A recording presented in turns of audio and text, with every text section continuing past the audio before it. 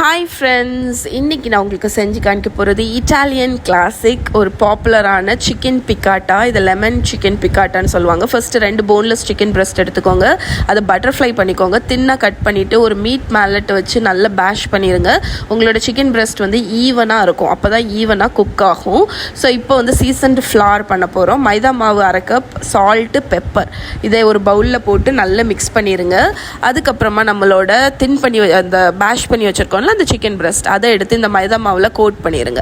நம்ம அந்த சிக்கனை எதுக்கு கட் பண்ணி இந்த மாதிரி ஹேமர் பண்ணோன்னு பார்த்தீங்கன்னா, உங்களுக்கு வந்து ஈவனாக அது குக் ஆகணும். ஏன்னா சிக்கன் பிரெஸ்ட் முழுசாக இருந்துச்சுன்னா அது வந்து கொஞ்சம் தடியாக இருக்கும், ஈவனாக இருக்காது. அப்போ நமக்கு வந்து ஈவனாக குக் ஆகாது. அதனால தான் இந்த மாதிரி கட் பண்ணி பேஷ் பண்ணி வைக்கிறோம். ஸோ 2 பக்கமும் நல்லா கோட் ஆனதுக்கப்புறம் ஒரு பெரிய பேனில் ஆலிவ் ஆயில் ஊற்றிக்கோங்க. ஆயில் ஹீட் ஆனோன்னா நம்மளோட சிக்கன் பிரெஸ்ட்டை வந்து ஆயிலில் போட்டு ஒரு பக்கம் 2 நிமிஷம் போதும். 2 மினிட்ஸ் ஒரு பக்கம் குக் ஆகிட்டு அதை ஃப்ளிப் பண்ணி அகைன் ஒரு 1 மினிட் குக் பண்ணாலே சிக்கன் பிரெஸ்ட் வந்து டக்குன்னு குக் ஆகிடும். ரொம்ப டைமே எடுக்காது உங்களுக்கு. ஓவராக குக் பண்ணிங்க அப்படின்னா சிக்கன் பிரெஸ்ட் வந்து ஹார்ட் ஆகிடும். அதனால் அதை மட்டும் செக் பண்ணிக்கோங்க. இப்போ நம்ம குக் பண்ணதுக்கு அப்புறமாட்டு அதை ஒரு பிளேட்டில் வந்து மாற்றிக்கோங்க. அந்த பேனை வந்து லைட்டாக க்ளீன் பண்ணிக்கோங்க. அதுக்கப்புறம் கொஞ்சமாக ஆயில் ஊற்றிட்டு சின்ன வெங்காயம் இருக்குல்ல, அதை பொடிசாக கட் பண்ணதை போட்டு ஒரு 30 செகண்ட்ஸ் ஃப்ரை பண்ணிக்கோங்க. இது வந்து என்னென்னு பார்த்தீங்கன்னா கேப்பர் பெரின்னு சொல்லுவாங்க. இது வந்து உங்களுக்கு ஆன்லைனில் வந்து உங்களுக்கு வினிகரில் பிரைன் பண்ணி கிடைக்கும். ஸோ அது வந்து நல்ல ஒரு டேஸ்ட் கொடுக்கும் இந்த டிஷ்ஷுக்கு. இது வந்து ஆட் பண்ணுவாங்க கண்டிப்பாட்டு. நான் லிங்க் கீழே ப்ரொவைட் பண்ணுறேன். அதுக்கப்புறம் ஒயிட் வைன் இல்லைன்னா சிக்கன் ஸ்டாக் ஊற்றி ஒரு குவார்ட்டர் வந்து அது ரெடியூஸ் ஆகணும். அது நல்லா பபுள் ஆகட்டும். இந்த மாதிரி ரெடியூஸ் ஆனோன்னா லெமன் ஜூஸ் ஆட் பண்ணிக்கோங்க. நீங்கள் வேணும்னா சால்ட் ஆட் பண்ணிக்கலாம். என்னோடய சிக்கன் ஸ்டாக்கில் ஆல்ரெடி சால்ட் இருக்குது.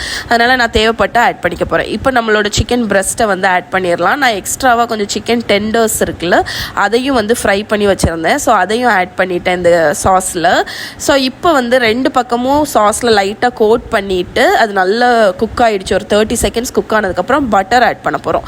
ஆக்சுவலி ட்ரெடிஷ்னலாக பார்த்தீங்கன்னா சிக்கன் பிக்காட்டால க்ரீம் ஆட் பண்ண மாட்டாங்க. இந்த பட்டர் தான் வந்து அந்த சிக்கன் ஸ்டாக்கு கூட எமல்சிஃபை ஆகி உங்களுக்கு க்ரீமியான ஒரு சாஸ் கிடைக்கும். அதனால் நான் ஃபஸ்ட்டு பட்டர் ஆட் பண்ணேன். அதுக்கப்புறம் எனக்கு மிக்ஸ் பண்ண கொஞ்சம் கஷ்டமாக இருந்ததுனால நம்மளோட அந்த சிக்கனை வந்து நான் ரிமூவ் பண்ணிட்டேன். ஒரு பிளேட்டில் வந்து ரிமூவ் பண்ணிவிட்டு எக்ஸ்ட்ரா பட்டர், இந்த டிஷ்ஷுக்கு வந்து கொஞ்சம் தாராளமாக பட்டர் ஆட் பண்ணணும். ஸோ பட்டர் ஆட் பண்ணி நீங்கள் இப்படி மிக்ஸ் பண்ணாலே உங்களோட சாஸ் வந்து அப்படி லஷ்யஸாக க்ரீமியாக ஆகுறதுன்னு உங்களுக்கு தெரியும். இப்போ பாருங்கள் எவ்வளவு க்ரீமியாக ஆகிடுச்சு. நம்ம க்ரீம் விடாமலே க்ரீமியான மாதிரி ஆகிடுச்சு பாருங்கள். இந்த டெக்ஸ்சரில் வந்ததுக்கு அப்புறமாட்டு ஃபைனலாக பிளாக் பெப்பர் பவுடர், பார்ஸ்லே இருந்துச்சுன்னா பார்ஸ்லே ஆட் பண்ணி மிக்ஸ் பண்ணிட்டீங்கன்னா நம்மளோட பிக்காட்டா சாஸ் வந்து ரெடி.